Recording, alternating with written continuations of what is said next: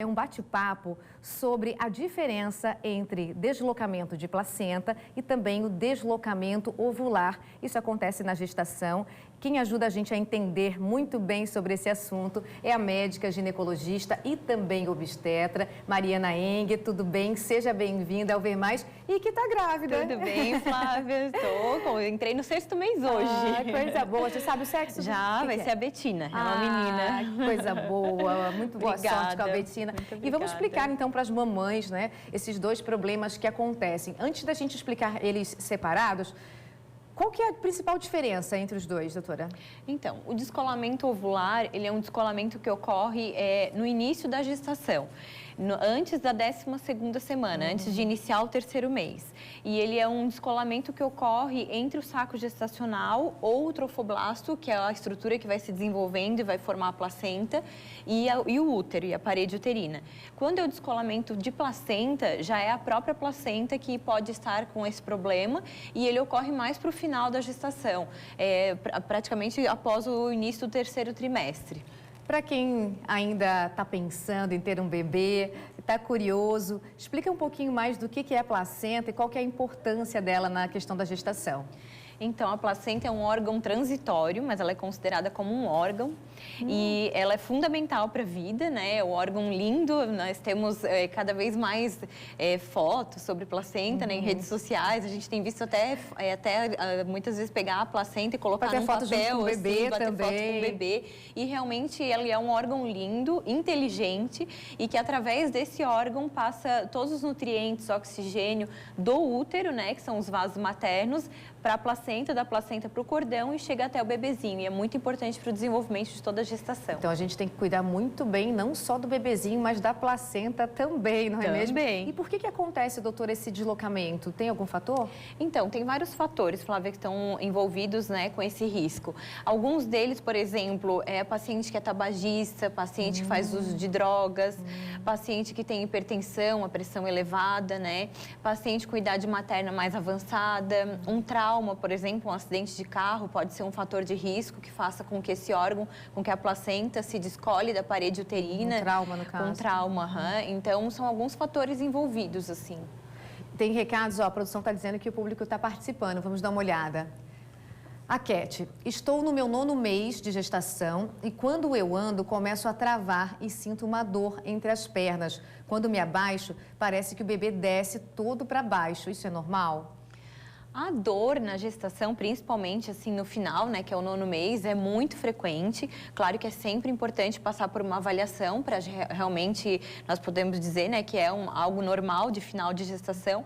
Mas essa dor assim no meio das pernas muitas vezes está relacionado até à compressão de nervo ciático, porque pode estar irradiando a dor para frente, né, comprimindo atrás, mas os nervos que irradiam para frente dão essa sensação de dor assim no meio. E dependendo depois de um certo prazo de 6, 7, 8 meses, a gente sente dor em tudo. Sim, comprime então, é tudo, importante aperta avaliar tudo, pesa mesmo. tudo. E eu acho que também faz diferença, você pode dizer se isso é certo ou não, a questão de ser mãe de primeira viagem. Sim. Eu tenho 2 filhos. No primeiro eu tinha medo de tudo. Parece no que segundo, tudo de ruim vai acontecer. A gente já fica mais calma, sabe que uma dorzinha ou outra é normal. Já entende que o que é uma dor mais grave e o que é aquela dor que vai dar e já vai passar, né? Mas com certeza é importante avaliar, porque às vezes até um descolamento de placenta pode iniciar com uma dor meio sutil e que não apresente nem sangramento de início, mas que possa ir evoluindo. Então é sempre bom passar por uma avaliação. E quando a paciente tem o descolamento de placenta, que sintomas aparecem que ela pode identificar ou pode acontecer e você está fisicamente bem? O principal sintoma é o sangramento vaginal. Mas também pode ser uma dor, uma cólica forte, a barriga ficar toda dura, o bebê, por exemplo, entrar em sofrimento, mas geralmente é acompanhado com sangramento desde o início. Porque tem algum volume de sangramento que é considerado normal ou não? Sangrou, tem que procurar o médico? Então, gravidez nunca deve sangrar, né? gente volta e meia ouve assim, a fulana, ou eu, quando engravidei, eu menstruei até o terceiro mês, né? Mas não existe, assim, o período da vida da mulher isso, não existe menstruar durante a gestação. Então, sempre sangramento na gestação é um sinal de alerta, independente da quantidade, da cor, porque muitas vezes ele pode se manifestar de uma cor mais escura, né? Aquela cor que a gente fala que é borra de café, às vezes não é aquele vermelho vivo, mas já é considerado um sangramento e precisa passar por uma avaliação. Nunca é normal sangrar. E como que é o tratamento para quem tem o deslocamento de placenta?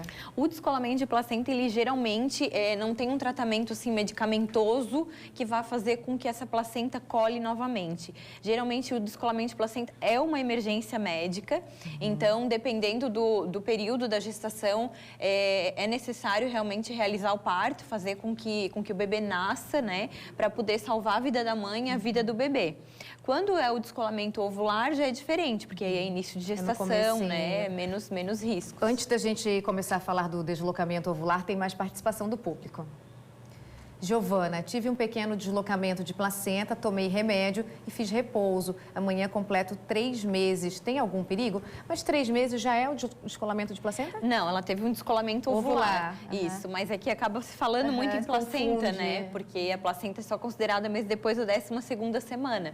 Mas quando a paciente apresenta um descolamento ovular, já é um fator de risco para algumas complicações que podem acontecer durante toda a gestação. Então, é uma paciente que tem que ser realmente mais acompanhada de perto, para ver se não vai desenvolver alguma outra coisa além disso. Mas para a gente tranquilizar também, tem que cuidar, ter repouso, que pode ter solução. Eu estava lendo sobre o caso que aconteceu com a Sabrina Sato, que ela teve deslocamento ovular, e na época falaram que ela tinha 70% de chance de aborto.